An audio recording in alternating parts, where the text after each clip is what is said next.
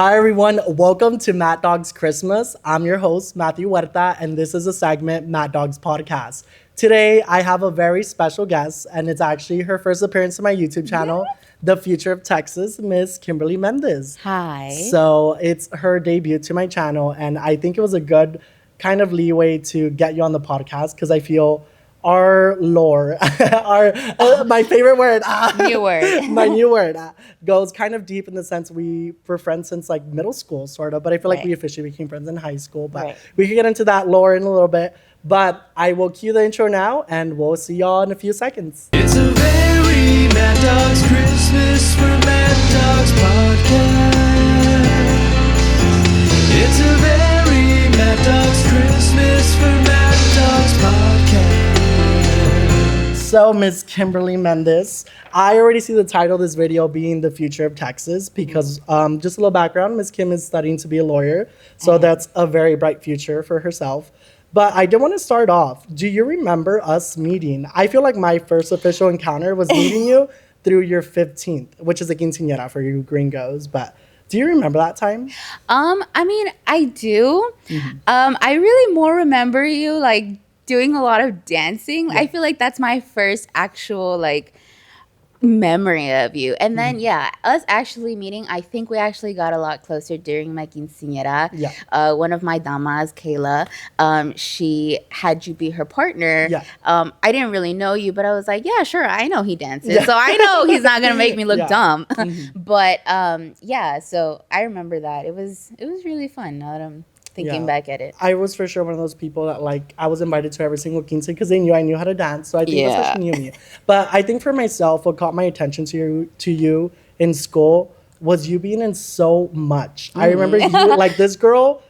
I feel was one of those people like you would have probably needed an assistant and you did not have one. So I kind of wanted to talk about your association with DI.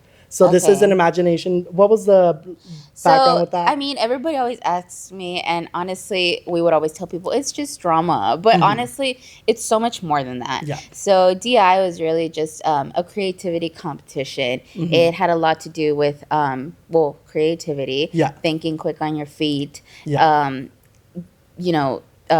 just being quick and being efficient with, your materials. Honestly, that I think I met a lot of future engineers, future teachers, future lawyers. It really just shapes the life skills of thinking quick on your feet, being efficient with all of your materials. Honestly, I think it really shaped my public speaking too. So it really just was a leeway into, everything that I did in high school and honestly everything that I'm doing. And I think y'all could tell by now, her public speaking is really good. And that's kind of branching me out to just saying you being in that organization. Was it an organization or was it? Yeah, it was an organization. Kind of like UIL or?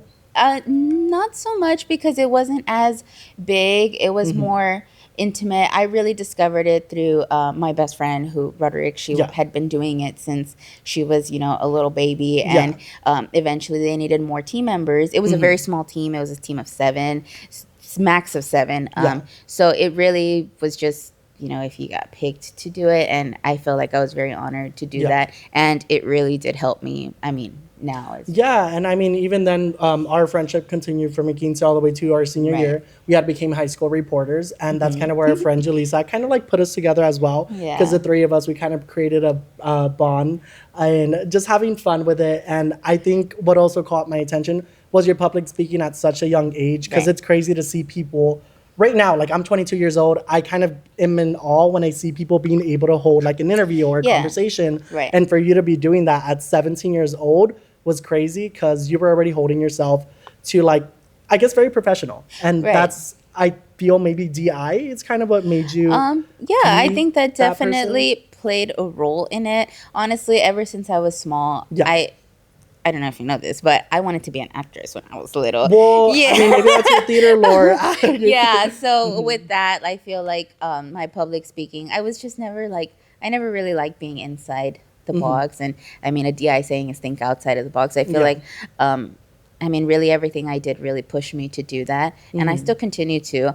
But yeah, it was really fun. And honestly, everything that I did really was a lot of public speaking. I was in mock trial. I was an attorney there. Do you think that was your calling to be a lawyer, or was that like way No, before? I think my wanting to be an attorney was way before. I remember my mom, she works at an immigration law firm, and I, just hearing like bits and pieces of like little things. It was just that, I think, was my first wanting to be an attorney, my first interest in it. And then later on, I joined mock trial when I was in high school. I was a theater kid, so also public speaking and speaking in front of big crowds was not, an issue for me. And then also DI, thinking quick on your feet. And then when I was in student council as well. Yeah, girl. I totally forgot that. She was our student council president for our class. That says a lot already, too. So, all of this just really, pinpointed the skills that I feel like I'm now defining as I'm really going towards law school already. I'm not quite there yet. But, I'm still positive that that's what I want to do for the rest of my life. And I think just in general, just your hard work that you put into it right from like a young age, like you'll eventually see your hard work pay off, especially considering I feel you were recognized a lot for your efforts to just going into college itself. Because in high school, our senior year, I think everyone's kind of going through the struggle of like, am I going to get financial aid? Girl, you did not have to worry about that. You got practically a full ride. And I think it's a big deal to mention, you got the Dell scholarship. I remember being there in that moment because we had gone to a competition. Oh my goodness. I know, I just triggered an old memory. Oh my gosh, but you we were unlocked. literally at a state competition, and we were literally in the elevator going to our rooms, and she started yelling, and she was like, I just got the Dell scholarship. And I don't think anyone understands that's such a big deal in the sense we're coming from, your first generation as well, I assume? Yes, okay, yes. So we're first generation. We're coming from immigrant backgrounds, and also just being from South Texas. That's such a big deal. In that moment, how did you feel? Like, I don't know. I feel like you kind of earned it too. So. It was honestly a calling to that I'm in the right path, that people are seeing my potential, that it's not something that, I'm working towards and nobody's seeing it, that it's actually paying off. You know what I mean? Like, people are seeing my potential, that my mom isn't the only one that's like, ay, mija, tú puedes. Like, she's not the only one that sees it, because of course she's my mom. My teachers, everybody was always like so supportive, but I'm like, that's their job. But now that was really a wake up call to me, like, you know what? Like, these people are seeing it. People of like a high corporation, the Dell, company, and they are seeing it in me. Why? Like, now, I don't know why that was the actual confirmation that, you know what? It's true. It's actually happening. Like I think kind of giving credit to all the hard work you did in high school, And I think that was very impactful and I think inspirational, whether you realize it or not. Because I think you just being involved in so much, and then everyone just realizing, oh my God, this girl's going to UT Austin. And I think that's just a big school. Not everyone got accepted. A lot of people kind of gave you praise, and also they just felt inspired in the sense that if she was able to do it, like there's a chance I could do it too. So whether you realize it or not, I really emphasize this to a lot of people, or I tell them, a little things you do in your life kind of go a long way for other people. You never know how they may take it. They might be inspired by what you do, or, just like kind of getting out of their comfort zone. And I feel like that's what you did. Literally practically being in every single organization. So I just want to give you praise for that in the sense of your hard work was kind of I guess acknowledged, and you went through your school life. It was really fun. It was definitely really fun. It was a lot of hard work. It was very stressful at times, but I will definitely say that my love for it, the public speaking, the creative writing, everything that I did, everything that went into doing every organization that I did, it was just my love for it that made it not seem like it was work. It made it more seem like, like I'm just having fun. But at the end of the day, it ended up, feeding into my reason of getting, these scholarships, etc. So. I will give you that too. I realize, for me, I think I just love stress. Like I'll do a lot of things, but like for you, you do a lot of things as well, but I don't think you're showing as much in the sense of like your stress. I think like just like being around you, even though I knew you had a lot on your plate, girl, I wouldn't have known. Like you were just like kind of in the moment. I struggle with that a lot. And I will say I realize you do that a lot of like just appreciating where you are right now. What's like, I guess, your hack to doing that? Like not thinking of other things, It's difficult. I feel like I'm also working on that as I'm going along, like knowing that sometimes you just have to take a step back from, all of the stress, but also I just, like I said, I just feel like it's my love for what I do and like just kind of looking at the end goal, because even when I was in high school doing these millions of things, at the end of the day, I felt like, I feel like this is going to pay off in some way. These are little building blocks into, the rest of my life, my future, my wanting to be an attorney, my actually being an attorney in the near future. So, yeah, I don't know. I just feel like just keeping that mindset and like knowing that there's an end goal and an end goal that you really want just kind of covers the stress, even though you shouldn't really push it to the side. You should take your, relaxed days. But I feel like that's really what kind of kept me, Same. going. Knowing that there's like kind of light at the end of the tunnel. How you usually say. Right. So well, I really do like that. I like how you put that together because in general, it's hard for people like me. I'm telling you, as much as I appreciate everything I do, it's hard for me to just kind of like tune in the moment and enjoy the moment because I'm already thinking about the next day and stuff. So I guess now I would want to move toward your college, I guess like your university life. Okay. I feel like UT Austin is a school everyone wants to go to. Do you think that college experience was there? Like, do you think you took advantage of it? Or like, how was your university life? Okay. So I won't lie, we kind of got started off on a rough patch only because COVID. Oh, yes. So yeah, we were the COVID class, and moving forward, my first year of college, I was here. My first semester, I was here. I was kind of getting frustrated. Obviously, as first generation students, we also know that our parents kind of don't understand what the college stress is. Yeah. So doing college at home was kind of super stressful within itself on top of the difficult classes. Yeah. So the second semester I decided to move up. I think it was very different compared to the traditional college experience. It was very difficult to meet people. I did make the best of it though. Yeah. Exploring and going from, little old me going in from the Rio Grande Valley into Austin, it's the a big capital city. of Texas. It was definitely an awakening. I learned how to live by myself. Yeah. I learned how to fend for myself and, just kind of exploring, figuring things out by myself. And I think that was the most rewarding experience aside, obviously getting your degree is a big accomplishment within itself. But I definitely say the experience that I got and, moving forward by myself, fending for myself, exploring Austin, all of that was, definitely, it's difficult to believe, but surpasses me just getting my degree. Yeah.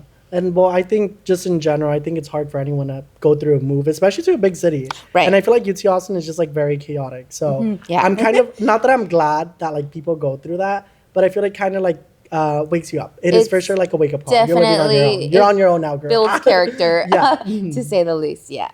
And I guess, was there anything when it comes to the games itself? Did you ever go to any of the UT games? Because I feel like right now, it's like just hyped up. Like everyone wants to go to the football games. How was it as a student? Okay, I did go to football games. Yeah. It was very hot. Every single football game that I went to. Yeah. No, it was very hot. The sunburns that I would get. I had a sunburn here that lasted a whole year. I think I remember you posting it on Instagram. Yeah, it was terrible. But anyways, so yeah, I got COVID at one of the games. So chaotic, but very fun nonetheless. I think that definitely helped build my college experience, all in all. So yeah, it was fun. And I definitely think it's a staple to being a student in a big college, whether you go to UT or A&M. Yeah. I haven't zoomed in, girl, so everyone saw. Horns up. But yeah, I definitely think it's, the key to being a college student. Like you need to. Yeah. But it was very fun. And now since the Vaqueros are getting their own football team, go to the games. Because we're going to be your competition next. No, we're not. Not yet. I'm sure. Not yet. But that's cool. I'm glad you went. Because I think for me, myself, I personally would have chosen UT Austin, but I didn't. Because I think I was thinking too much of my family, the finance. I mean, girl, I didn't get no scholarship, so I was not about to go to UT Austin. But my point is, I'm glad you got to experience that. Because it for sure, like you mentioned, it does build character. It's hard leaving your family. I won't deny it. It's very difficult. I come from a single mom household, so I felt like I was really leaving a big responsibility. Yeah. But at the same time, my mom was that support to push me and be like, you know what, I got it here. Don't worry. Yeah. And I'm supporting you, even though if it's not financially, because obviously, you know, first generation families, it's not in their means, even if they want to. Yeah. She still was a big push for me to move forward. So Yeah. And then I guess I would just want to ask, as far as like just being a lawyer, do you think it kind of gave you a bit more inspiration going to UT Austin? Like, you know, going to law school. Is it considered law school, or like it was just like your undergrad? No, so it's always just undergrad. In order to go to law school, you need to have a bachelor's. So Gotcha. You don't have to have a bachelor's in a specific field. You can literally do theater, dance, something Yeah. completely unrelated, and you can go to law school. So that's one of the things I like. It's very like holistic. Yeah. You'll meet so many different kinds of people in so many different kinds of professions. But no, it's not law school. I did take some law-related courses, but nothing to do with the ballgame that is going to be law school in a couple of years. Yeah. So, What would, I know it's kind of like, I'm already like transitioning to end the law school talk, but I want to ask you, like, would there be any words of inspiration or like advice, I guess you could say, of how you've kind of managed like going into the field? Because I think even though it was just your undergrad, it's still a lot to take on, because it's a big test you're going to have to take pretty soon. So, I think, I mean, just to know that life is going to happen. Yeah. I will say I feel like I hit so many barriers during my undergrad and currently right now on my journey to law school. And I'm sure that when I get there, there's going to be a lot of different things that kind of, you know, feel like they're going to stop me. But you just can't let it, you know, kind of Consume affect you. you. Right. So I guess my words of advice would just be like, you have to just expect that things are going to happen. You know what I mean? And you just have to know how to manage it, manage the stress that comes behind it, and just learn how to say, you know what? You live and you learn. You know, if it's meant to be, it's going to be. And if I want it enough, then I'm going to get there. And I feel like that's just what I've been living by this entire time. Just the fact that, you know, things happen. I've hit bumps in the road, but at the same time, the goal is still there, and we're going to get there because I want it that bad. So. Well, I would want to congratulate you for everything you've accomplished so far, because I'm telling you right now, like, it's a lot. And I did kind of I should have asked this in the beginning, but with everything just being said, I guess the viewers getting to know you a little bit more, how would you describe yourself, either in a short sentence or 3 words if you can, girl? Because I know 3 words is small. But, like, how would you kind of, like, give yourself, like, a description? Because there is a lot that kind of goes behind myself? Yeah, yourself. I think that is a great question like, girl, that I'm gonna have to sit on. I guess I want to turn that to you because you're looking at me from the outside. I can describe myself in so many ways, internally and externally, but I mean, I really wouldn't know. I'm going to have to sit on that, and next time I will have an answer for you. The podcast will continue, y'all. Yes. But I think I would for sure say you're creative. Well, not creative. I guess, like, for sure an extroverted. I don't know, like, when it comes to just being outgoing. Like, I think it's because, what's the word? Like, ponent? Like, when it comes to just, like, you being a strong personality, because I feel like you'll stand for what you truly believe in. That's kind of like, a what? A go-getter. Oh, okay. I think I would use like that word. That's a great word. Yeah. I feel like you wouldn't just do anything because you just like it. I think you do it because you're passionate about it. So, passionate, I think, would be a passionate person. So Kim is our passionate person. A boss bitch. A law I didn't know school we could boss curse, bitch. but yes. Our producer, Julissa Martinez, today is the one just intervening Shout out, today. Julissa. She'll be on the podcast soon, y'all. But I did just want to thank, I'm sorry, what were we going to say? She wants to come on. She'll be back on soon. But I just want to say thank you for just even coming on, because I think whether you realize it or not, like I mentioned in the beginning, you're an inspiration, whether you like with the small things you do. So I hope anyone that's watching right now could have taken any words of advice from Miss Kimberly, especially considering everything she's done since high school. So it just kind of puts in perspective that anyone can do it. I feel like anyone can. Yeah, really. like you were put in difficult situations, and I feel like you're able to overcome them, and you did good, girl. Yeah. You're literally on your way to hopefully be our future of Texas. That's exactly why I say the future of Texas. And I think me saying that, y'all now know why I say future of Texas.